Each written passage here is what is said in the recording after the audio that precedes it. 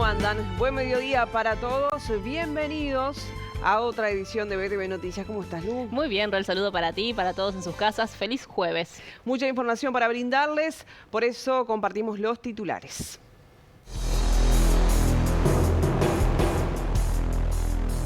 Tres personas fueron asesinadas a disparos en distintos homicidios ocurridos en la noche de este miércoles. El Comité Central Israelita destacó el discurso de Yamandu Orsi de ofrecer a Uruguay como un lugar de encuentro para lograr la paz en Medio Oriente. Palestina e Israel marcaron los discursos de la Asamblea General de la ONU 2025, que implica la solución de dos estados, columna de Claudio Fantini. Peñarol venció 2-1 a Tacuarembó por la Copa Uruguay. Todos los detalles del deporte con Juan Pablo Tamborini.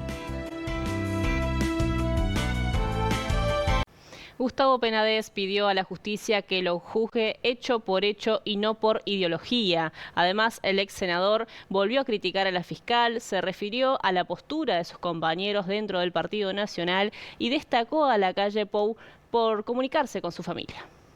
Soy absolutamente inocente de todos los cargos que se han imputado. Sigo reivindicando esa posición. Así comenzó Gustavo Penades, la entrevista que fue realizada por el semanario Búsqueda. El ex senador volvió a arremeter contra la figura de Romina Celeste Papazo, Jonathan Mastropierro y la fiscal Alicia Bione, afirmando que la causa en su contra fue orquestada. Hay una cosa que es realmente espantosa. La justicia fue engañada por la fiscalía en muchas oportunidades y por los abogados del consultorio jurídico, sostuvo Penades. También se refirió a las reiteradas denuncias de las víctimas en su caso y detalló que todo fue una mentira. Los motivó el dinero y lo segundo, no vinieron. La fiscalía fue a buscarlos, subrayó el ex legislador. En este sentido, aseguró que nunca estuvo con menores de edad, pero reconoció que en sus encuentros sexuales no les pedía la cédula. Me moví toda la vida en un ámbito en el que esos valores son fundamentales, argumentó Penades. Por otro lado, afirmó que no tiene pruebas para argumentar que el Partido Nacional esté detrás de todo el caso, como había dicho su familia días atrás. Me llamaría poderosamente la atención y me ocasionaría un dolor terrible, subrayó. Penades sostuvo que la mayoría de los dirigentes nacionalistas nunca más se comunicaron con él, salvo el expresidente Luis Lacalle Pou y el senador Luis Alberto Heber, quienes mantuvieron conversaciones con su familia. Luis Lacalle Pou ha hablado con mi familia en reiteradas oportunidades, Luis Alberto Heber también, o sea, yo no podría hablar mal de ellos nunca en ese sentido, afirmó Penades. El 10 de octubre se cumplen 2 años de su detención y vence el plazo para que Fiscalía presente las pruebas para llegar al juicio, instancia que Penades espera tranquilo y asegura que podrá demostrar su inocencia.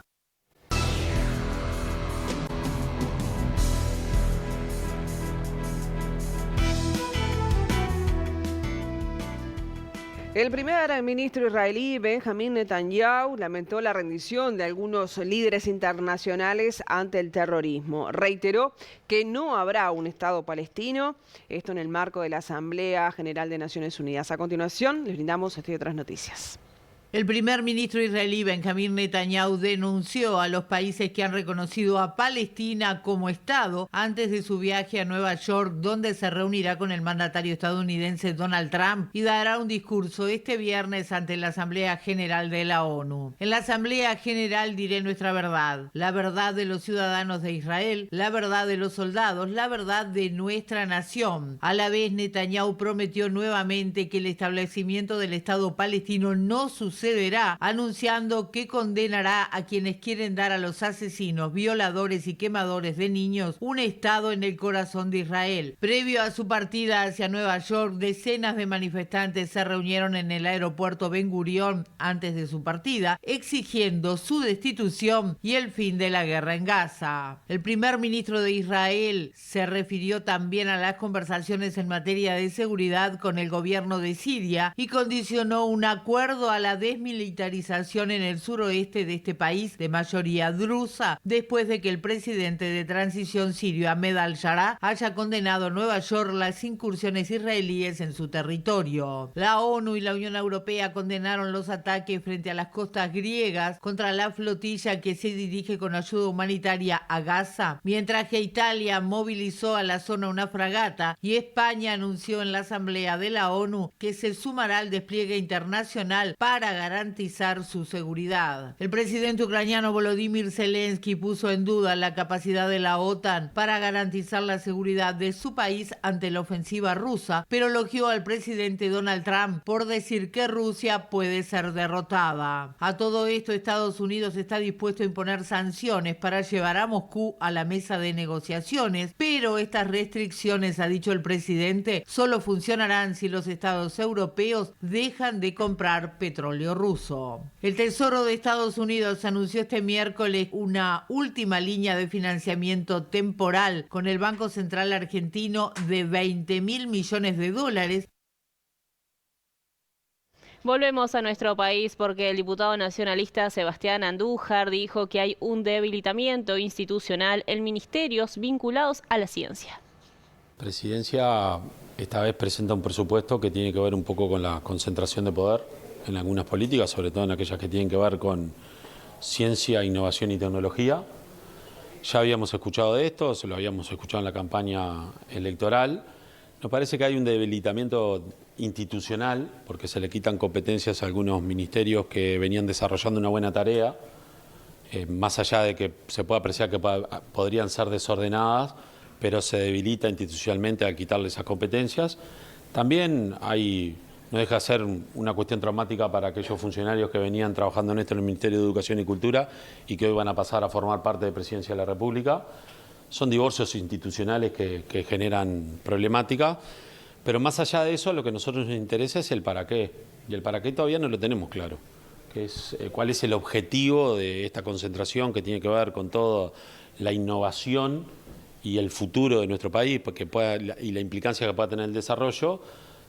No nos quedan muy claros. Son fondos que se van a crear, son secretarías que se van a crear, competencias que van a quedar ahí, también con la vigilancia permanente del ministro de Economía, pero no hay un objetivo que nos dé certezas de realmente por qué se hace esta movida y cuál puede ser el futuro de la misma. En principio, a pesar de que es un movimiento de competencias de un ministerio a la torre ejecutiva y que pasan funcionarios de un lugar a otro, ¿ustedes pudieron advertir un aumento de partidas? ¿Hay un gasto extra con ese tema? Sí, por supuesto, porque se crean cargos. Si bien el presupuesto de Presidencia de la República es un presupuesto bastante reducido, se crean cargos y ahí se ponen fondos, se tienen que poner recursos, porque hay cargos de confianza que ya están ejerciendo, más allá que no se ha votado la ley, ya hay un encargado de todo lo que tiene que ver este programa y el encargado del fondo que se va a crear, pero sí, se crean cargos y va a tener costo, por supuesto va a tener costo. Por su parte, el diputado del Frente Amplio, Sebastián Valdomir, defendió la concentración de las dependencias en la órbita de Presidencia de la República. Se podrá trabajar de forma adecuada, dijo el legislador. Lo que nosotros pensamos es que en realidad lo que se jerarquiza es en Presidencia de la República la generación de determinadas políticas y programas transversales que involucran a más de un ministerio y que muchas veces es muy difícil coordinar si queda solo liberado a lo que pueden hacer cada uno de estas secretarías del Estado. Pensamos que de la misma manera que, por ejemplo, en materia de ciencia y tecnología, lo que tiene que ver, por ejemplo, con inteligencia artificial o el mismo rol de AGESIC, se jerarquiza al estar justamente bajo la órbita del secretario de Presidencia y en el ámbito donde se coordinan a todos los demás ministerios. ¿Y el gasto y los cargos se justifican? Sí, se justifican. En realidad no hay mucha creación de cargos en estos ámbitos. Hay economías y de alguna manera la línea de base que tiene ya estas dependencias en Presidencia de la República aseguran que se pueda trabajar de manera adecuada con los objetivos que están en el proyecto, ¿no? Tampoco es realmente es iniciar el programa Uruguay Innova, se genera también el fondo de innovación y en ese sentido hay un arranque de trabajo que puede venir para el 26 con ajustes que luego vendrán por la rendición de cuentas, ¿no?